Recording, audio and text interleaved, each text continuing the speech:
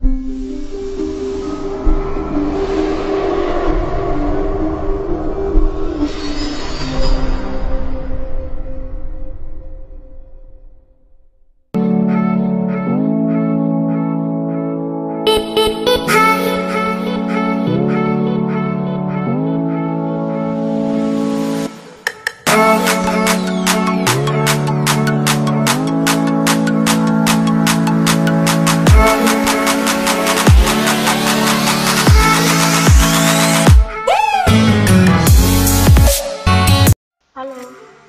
warahmatullahi wabarakatuh.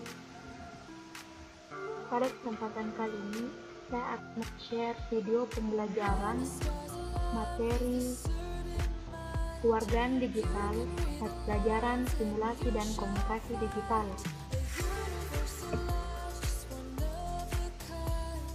Sebelum kita membahas lebih lanjut, kita akan ketahui kompetensi dasar.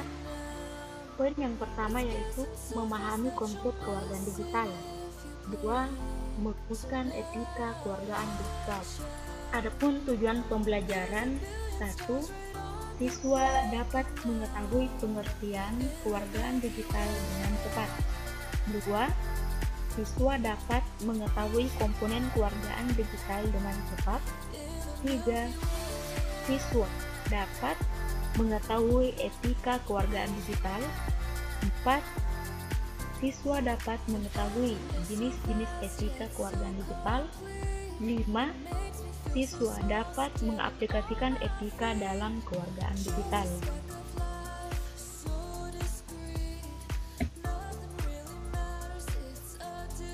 Apakah yang dimaksud dengan warga digital?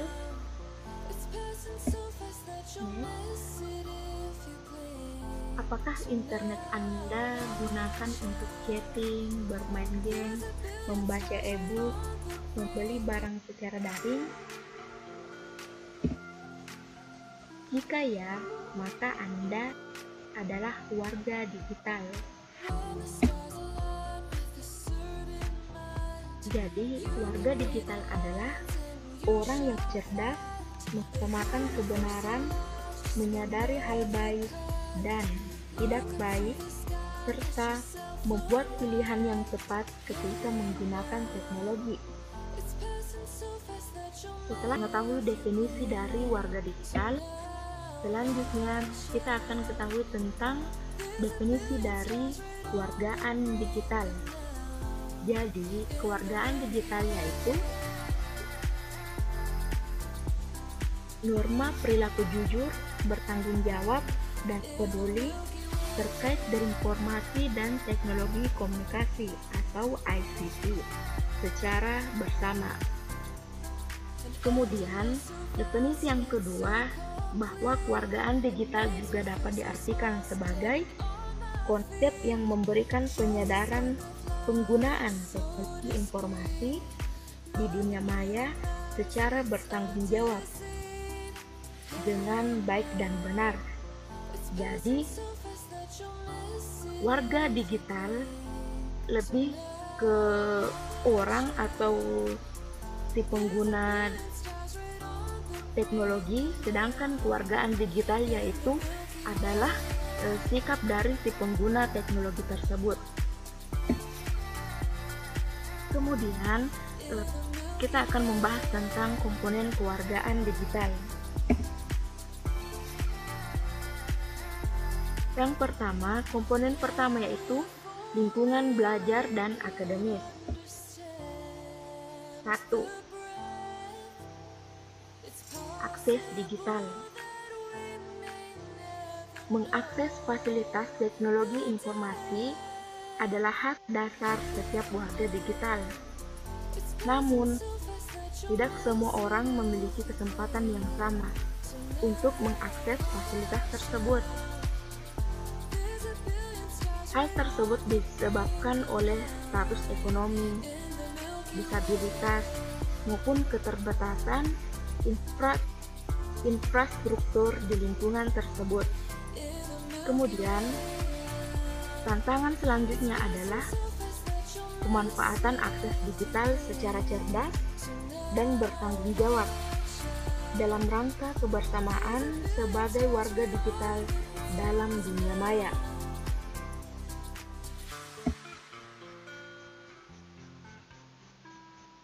Poin yang kedua yaitu komunikasi digital. Jadi, setiap warga digital mengetahui berbagai jenis komunikasi yang menggunakan berbagai media digital. Warga digital juga diharapkan mengetahui kelebihan dan kekurangan dari setiap jenis media komunikasi yang digunakan, sehingga dengan cerdas dapat memilih penggunaan media yang tepat sesuai dengan kebutuhannya. 3. Literasi digital. 3. Literasi digital. Literasi digital merupakan proses pembelajaran mengenai teknologi dan pemanfaatannya. Dengan berbagai munculnya teknologi baru, maka sebagai warga digital diharapkan dapat segera menyesuaikan, sehingga tidak fokus pada satu jenis teknologi, melainkan selalu mempertimbangkan dengan cerdas media yang paling tepat sesuai kebutuhan.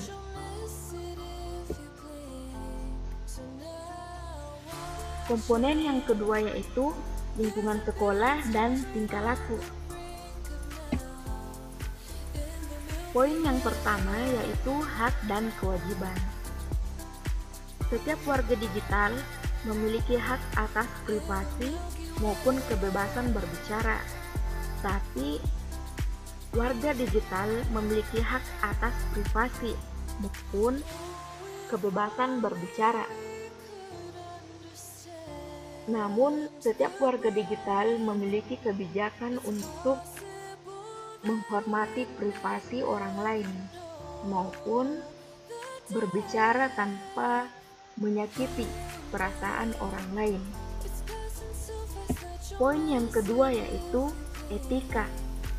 Walaupun dalam dunia digital, para pengguna tidak saling tatap muka, tapi seringkali kita melupakan bahwa di balik setiap postingan, di balik setiap akun terdapat pengguna lainnya yang dapat tersinggung jika kita melanggar tata krama.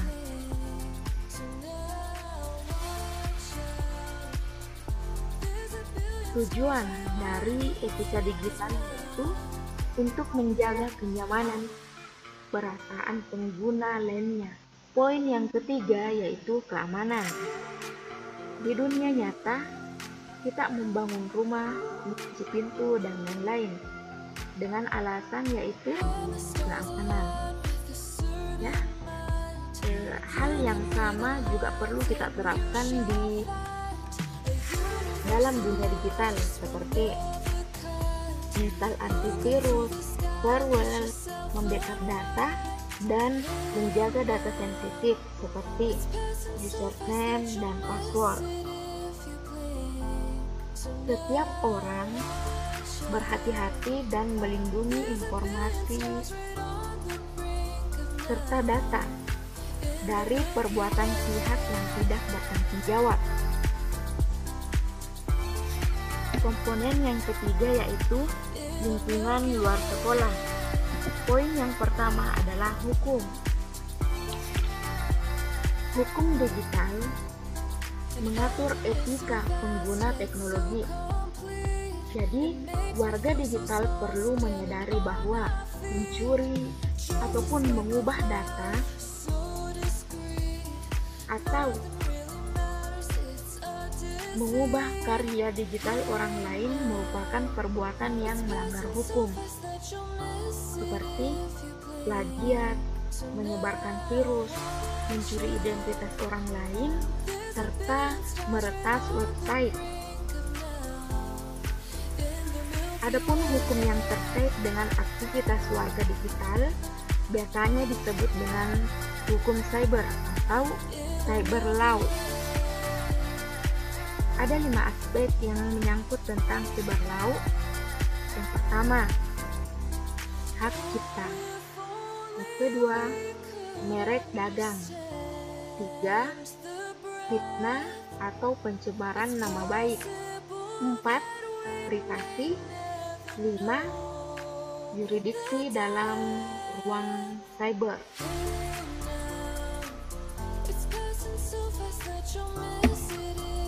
Poin yang kedua yaitu transaksi.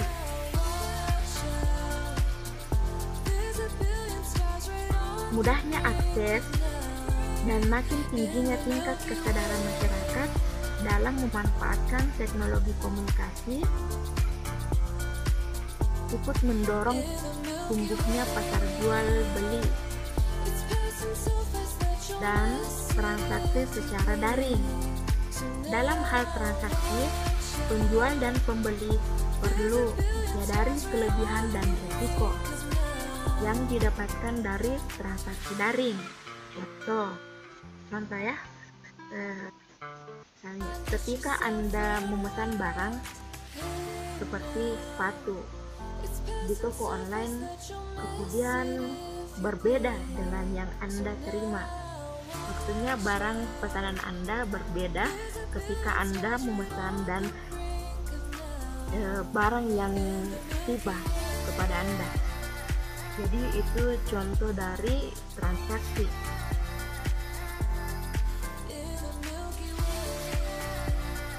Kemudian poin yang ketiga yaitu kesehatan. Di balik banyaknya manfaat serta dampak positif dari teknologi digital, terdapat beberapa ancaman seperti kesehatan mata, telinga, tangan, bahkan keseluruhan tubuh kita. Jadi bukan hanya kesehatan fisik, tapi kesehatan mental dapat juga terancam jika tidak mengatur penggunaan teknologi secara profesional.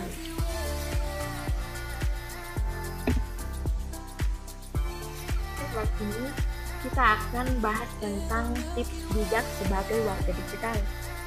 1. Lindungi perangkat dan akun. 2. Jadilah seorang yang baik. 3.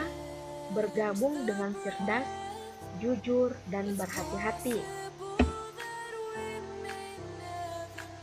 4. Berbagilah dengan hati-hati. Adapun konsepsi pertama yang perlu kita pikirkan sebelum men-share ataupun memposting di medsos, yang perlu kita pikirkan yaitu benarkah postingan kita. Kemudian apakah postingan kita ini akan menyakiti perasaan orang lain atau tidak. 3. Apakah postingan kita dapat menginspirasi orang lain untuk berbuat baik ataupun sebaliknya. 4. Pentingkah postingan kita atau postingan yang tidak penting akan mengganggu orang lain. Kemudian yang terakhir yaitu santunkah postingan kita, pastikan tidak menggunakan kata-kata yang dapat menyakiti orang lain. Jadi itulah tadi konsep yang perlu kita ketahui sebelum men-share ataupun memposting informasi di media sosial Anda. Jangan lupa subscribe, like, share, dan komen. Terima kasih sudah menonton. Semoga bermanfaat. Assalamualaikum warahmatullahi wabarakatuh.